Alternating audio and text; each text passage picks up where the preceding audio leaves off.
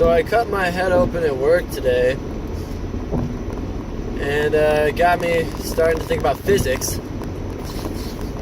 So I got Arby's, Jamocha Shake, and yeah, this is Cruising with Josh. So I wanted to talk about this lecture that I listened to while I was driving. I forget who did the lecture, but they talked about Einstein, right? And I just want to talk right now about Einstein's happiest thought he ever had. And it's a very famous thought. I don't really know, like, exactly. I don't want to butcher it, but, like, I know the basic gist of it. Basically, the happiest thought Einstein ever had is one that we can all think about right now. It's kind of a thought experiment. Yeah, I guess it's Einstein. You can call it a thought experiment.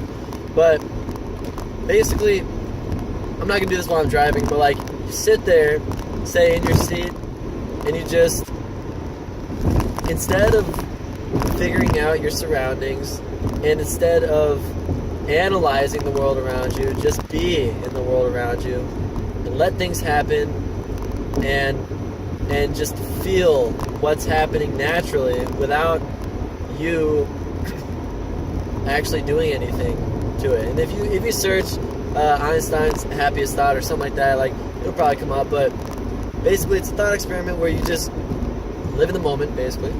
And after you experience just being in the moment, you think about how you're affected by the world around you.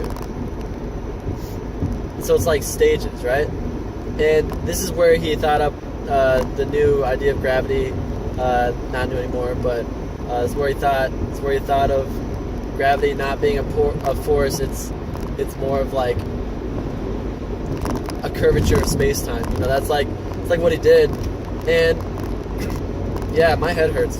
But yeah. So I was thinking, I got to talking with my friend about, like, what if that's our consciousness? What if we use our consciousness to analyze? And you know how, like, you only use, like, a small amount of your brain? I'm not going to say the number because I don't remember what it is. But you only use a small amount of your brain. And, like, a lot of it is, I guess, in a way, untapped potential. But what if that untapped potential is the real, for lack of a better term, the real consciousness? And what if your current consciousness that you are, like, thinking, what if, like, when people say, oh, are you conscious? Like, you know, I think, therefore I am. Like, is that consciousness? No. Like, what if, so I'm not going to say no, I don't know. But I'm saying, what if consciousness is a diversion? What if your consciousness is a diversion to keep you asking the wrong question? And what if the right question is, what is that other part of my brain doing, and how do I access it? And I think you access it, honestly, by not being analytical. I guess I don't, like, truly think that. I'm just saying, like, what if that's how you access it? And so that goes to like nirvana. Like, what if achieving nirvana, you know, like total peace and serenity, I'm totally butchering that, but nirvana, what if you achieve nirvana by letting go of your technical thinking?